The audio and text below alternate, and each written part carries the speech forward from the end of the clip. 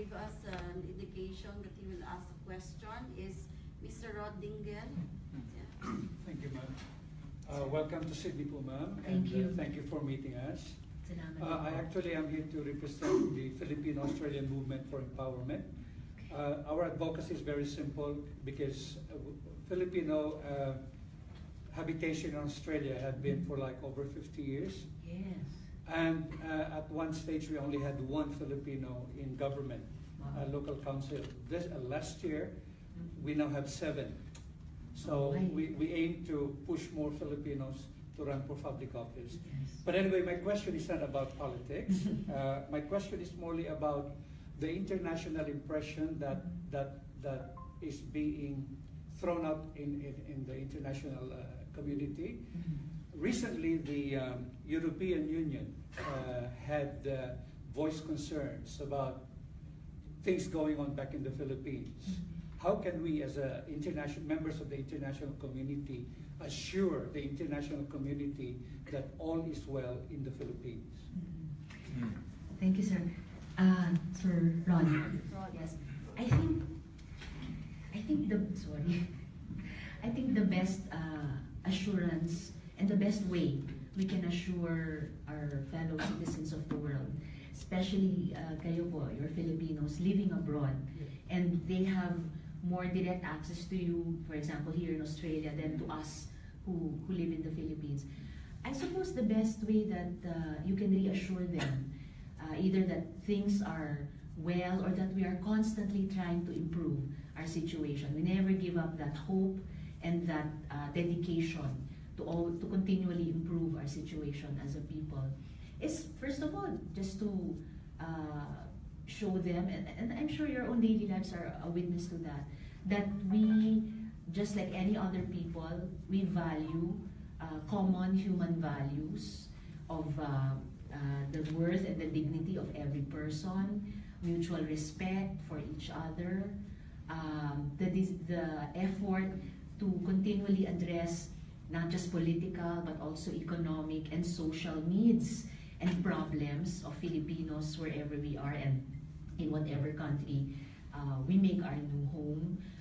I'm sure it's very evident to them gaano tayo kasipag at kataas ang work ethic, how we contribute not just continually to the economy back home, but to our second homes, our new countries, by our very high work ethic and the productivity that we contribute to whatever sector or industry we place ourselves in those countries.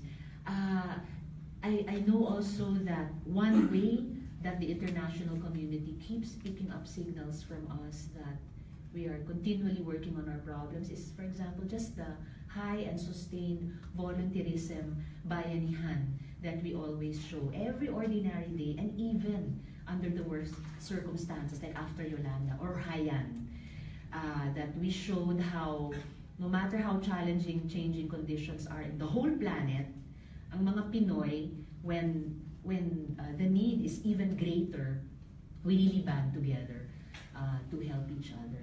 So these are just some of the ways I think that we can reassure, or we can tell other peoples that regardless of our political, economic, and social challenges, that we never let go of trying to find the best possible solutions. And even when the conversation becomes difficult, that we're always trying to debate with each other if we need to, in a mutually respectful manner. So I don't think they can do any better than that.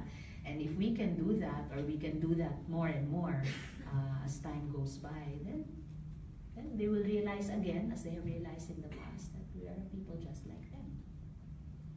Thank you. We also have as a follow-up to that. Okay, yes. Yeah, just briefly, please. Yeah, thank you. My name is Hati.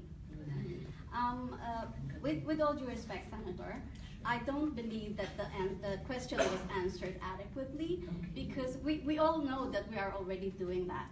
Okay, Yes. all the Filipinos are already doing that.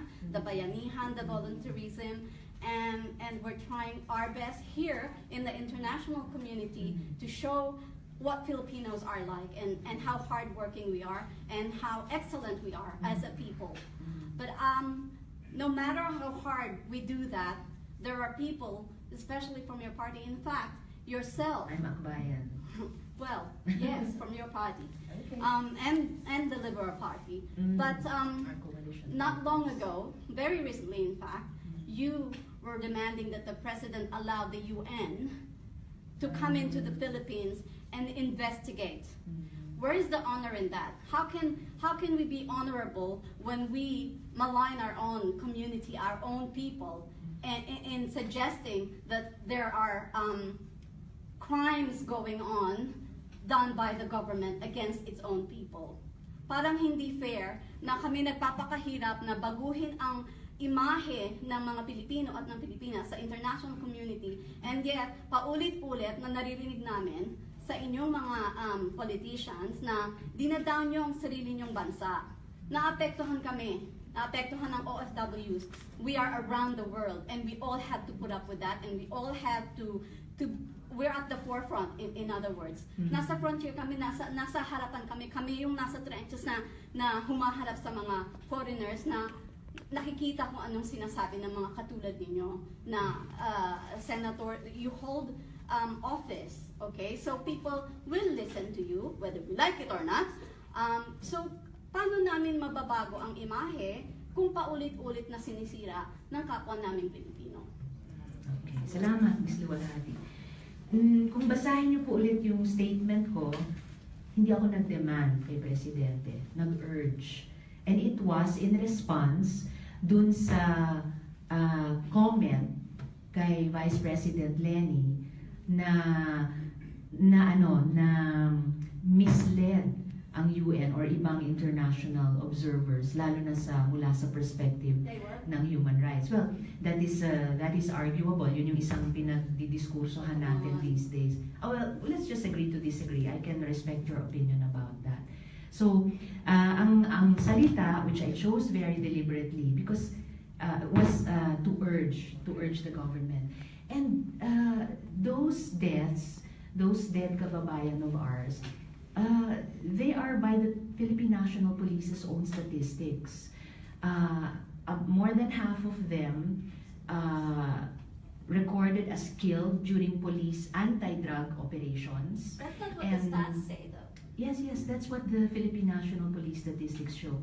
And about 3/5 of the stats at any one time from the PNP, deaths due to police anti-drug operations, and about 2/5 of those, what they call DUI, deaths under investigation, including those attributed to vigilante groups.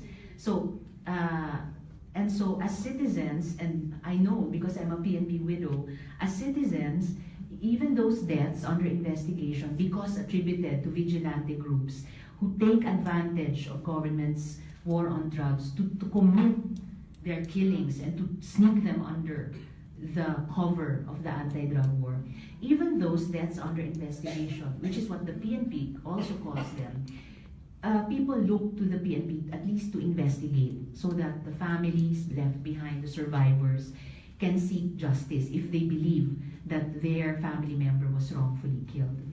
So when the comment was these international groups were misled, which is arguable, therefore I said then if that is what government believes, then I urge them to invite those groups to conduct their investigation.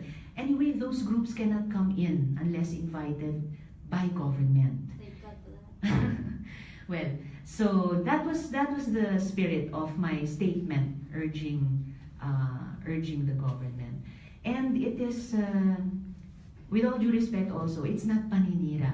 It's an attempt as a legislator, we are a separate and co-equal branch of government, to call the attention of the executive or at times of the judiciary to when we think that the executive is not implementing a law properly or the judiciary is misinterpreting it on constitutional grounds. And the other branches do that to us also. The judiciary checks us other two, the executive checks us other two, and so on and so forth. And so as a member of a separate and co-equal branch of government, when I see something that may need correction or a gap that may need filling, it's my duty. It's my work for which I was elected to work in the Senate. It's my mandate, meaning it's an order to me from the voters that I should point it out. And I'd like to say that I really take pains that when I point something out, and don't leave it at that, I try to study the issue further and propose an alternative. That's why there are also, as I was discussing with Sir Rado earlier, there are some proposals I'm making in terms of how to more effectively and cost efficiently address our problem with illegal drugs, how to support the PNP in its security sector reforms process. So that's what I can say, that I'm trying to do my job as a legislator and as a Filipino. Did you call for the talk hunt to stop? Oh yes, I did. It was Okay. during Maybe, well, Hati, there are others raising their hands.